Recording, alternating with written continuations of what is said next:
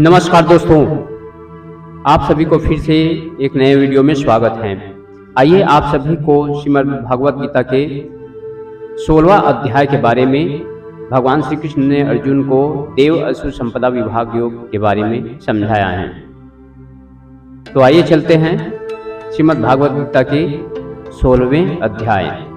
इस अध्याय में भगवान श्री कृष्ण ने कहा, हे भरतवंशी अर्जुन, परमात्मा पर पूर्ण विश्वास करने का भाव, अंतःकरण की शुद्धि का भाव, परमात्मा की प्राप्ति के ज्ञान में दृढ़ स्थित भाव, समर्पण का भाव, इंद्रियों को संयम रखने का भाव, नियत कर्म करने का भाव, स्वयं को जानने का भाव, परमात्मा प्राप्ति का भाव और सत्य को न छिपाने का भाव, किसी को भी कष्ट नहीं पहुंचाने का भाव, मन और वाणी से एक होने का भाव, गुस्सा रोकने का भाव, कर्तापन का अभाव, मन की चंचलता को रोकने का भाव, किसी की भी निंदा न करने का भाव, समस्त प्राणियों के प्रति करुणा का भाव, लोभ से मुक्त रहने का भाव, इंद्रियों का विषयों के साथ संयोग होने पर भी उनमें असक्त न होने का भाव,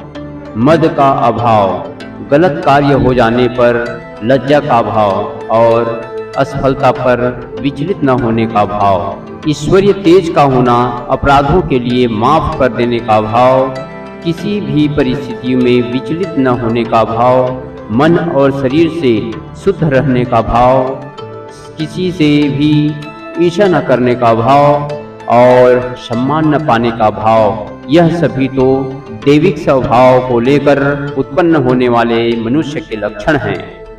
हे पृथा पुत्र, पाखंड, घमंड, अभिमान, क्रोध, निष्ठुरता और अज्ञानता, यह सभी आसुरी स्वभाव को लेकर उत्पन्न हुए मनुष्य के लक्षण हैं। दैविक गुण मुक्ति का कारण बनते हैं और आसुरी गुण बंधन का कारण माने जाते हैं। हे पांडुपुत्र अर्जुन, तू शोक मत कर, क्योंकि तू दैविक गुणों से युक्त होकर उत्पन्न हुआ है। हे अर्जुन, इस संसार में उत्पन्न सभी मनुष्यों के स्वभाव दो प्रकार के ही होते हैं, एक दैविक स्वभाव और दूसरा आसुरी स्वभाव। उनमें से दैविक गुणों को तो विस्तार पूर्वक कह चुका हूँ, अब तू आसुरी गुणों को भी मुझसे सुन। आसुरी स्वभाव होने वाले मनुष्य यह नहीं जानते कि क्या करना चाहिए और क्या नहीं करना चाहिए। वह न तो बाहर से और न अंदर से ही पवित्र होते हैं। वह न तो कभी उचित आचरण करते हैं और न ही उसमें सत्य ही पाया जाता है। आसुरी स्वभाव वाले मनुष्य कहते हैं, जगत झूठा है, इसका न तो कोई आधार है और न ही कोई ईश्वर है। इस संसार बिना किसी कारण के केवल स्त्री पुरुष के संसर्ग से उत्पन्न हुआ है, कामेक्षा के अतिरिक्त अन्य कोई कारण नहीं है।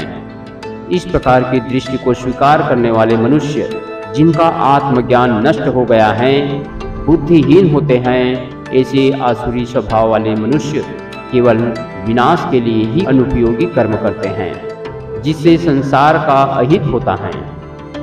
आसुरी स्वभाव वाले मनुष्य कभी न तृप्त होने वाली काम वासनाओं के अधीन झूठी मान प्रतिष्ठा के अहंकार से युक्त मोहग्रस्त होकर जड़ वस्तुओं को प्राप्त करने के लिए अपवित्र संकल्प धारण किए रहते हैं। आसुरी स्वभाव वाले मनुष्य जीवन के अंतिम समय तक असंख्य चिंताओं के अधीन रहते हैं। उनके जीवन का परम लक्ष्य केवल इंद्रिय तृप्ति के लिए ही निश्चित रहता है।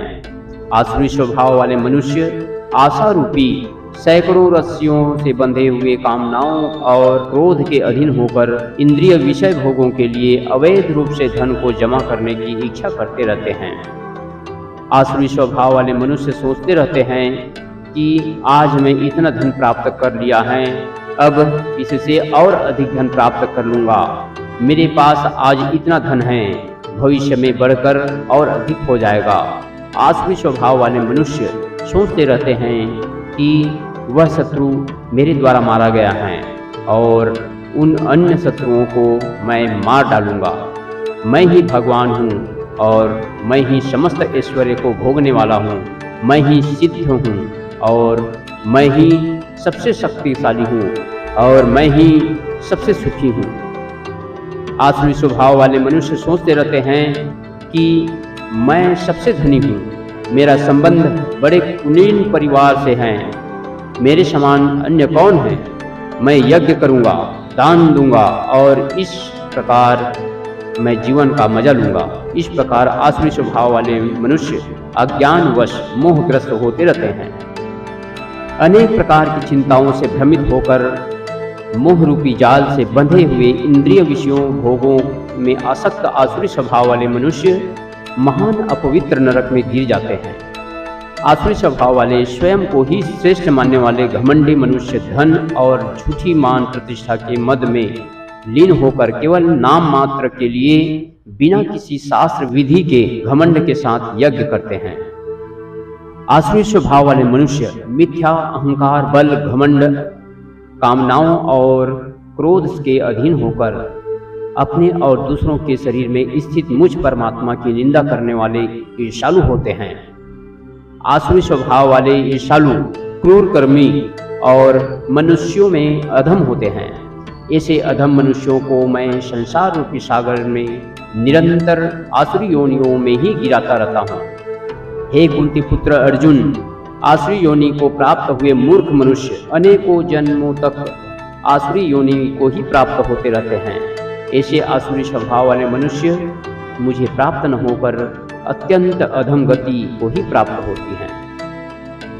हे अर्जुन, जीवात्मा का विनाश करने वाले काम क्रोध और लोभ, यह 3 प्रकार के द्वार मनुष्य को नरक में ले जाने वाले हैं, इसलिए इन तीनों गुणों को त्याग देना चाहिए। हे कुंती पुत्र, जो मनुष्य इन तीनों अज्ञान रूपी नरक के द्वारों से मुक्त हो जाता है, वह मनुष्य अपनी आत्मा के लिए कल्याणकारी कर्म कर कर्म का आचरण करता हुआ परम गति को प्राप्त हो जाते हैं। जो मनुष्य कामनाओं के वश में होकर शास्त्रों की विधियों को त्याग कर अपने ही मन से उत्पन्न की गई विधियों से कर्म करता रहता है, वह मनुष्य न तो सिद्धि को प्राप्त होता है, न सुख को प्राप्त कर पाता है और न परम गति को ही प्राप्त हो पाता है।